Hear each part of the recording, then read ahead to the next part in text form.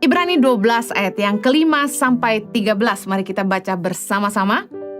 Dan sudah lupakah kamu akan nasihat yang berbicara kepada kamu seperti kepada anak-anak?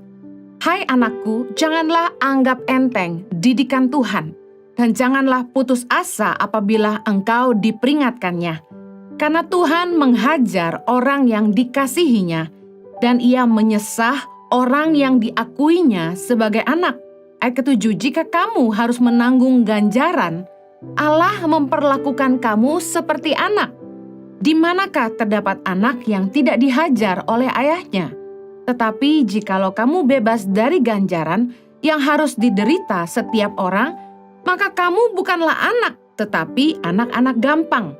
Selanjutnya, dari ayah kita yang sebenarnya kita beroleh ganjaran dan mereka kita hormati, kalau demikian, bukankah kita harus lebih taat kepada Bapa segala roh, supaya kita beroleh hidup?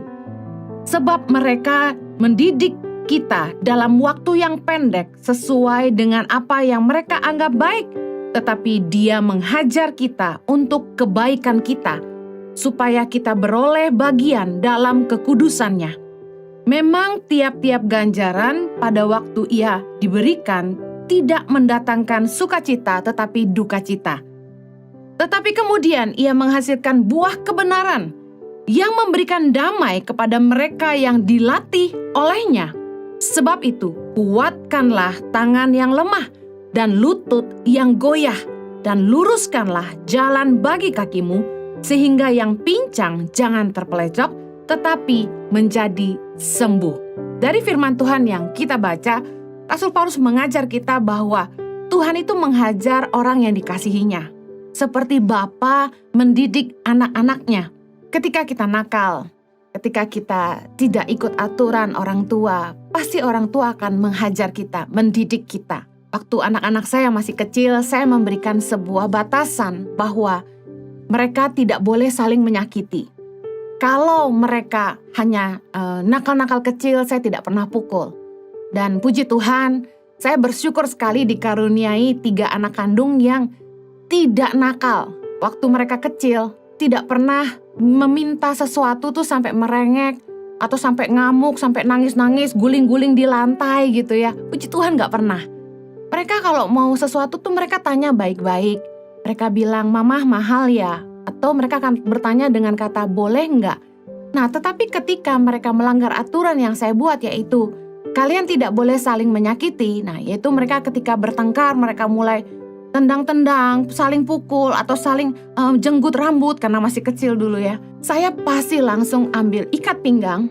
Saya suruh mereka menghadap ke tempat tidur sehingga saya memukul mereka di bagian belakang ya, dengan menggunakan ikat pinggang yang pastinya tidak sampai ke tulang, hanya melukai kulit saja. Dan ketika mereka tahu mereka berbuat salah, ketika mereka saling memukul, mereka udah tahu mereka akan dihukum dengan ikat pinggang. Karena itulah mereka sangat takut ketika lihat ikat pinggang itu sudah mulai dipegang. Nah, saya ingin mendidik anak-anak saya dari kecil untuk mereka belajar saling mengasihi, supaya mereka tidak saling menyakiti.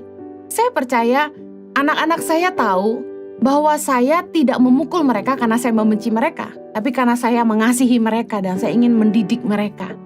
Sama sepertinya dengan Tuhan. Kalau dalam hidup kita mengalami ganjaran dari Tuhan, firman Tuhan katakan, ganjaran itu karena Allah memperlakukan kita sebagai anak. Seperti orang tua yang menghajar anaknya, demikianlah Bapa menghajar kita. Untuk apa? Supaya kita beroleh hidup, supaya kita beroleh bagian dalam kekudusannya, kita belajar hidup kudus. Tuhan tidak mau hidup kita binasa. Tuhan ingin kita belajar di jalan kebenaran, hidup menyenangkan hati Tuhan. Impact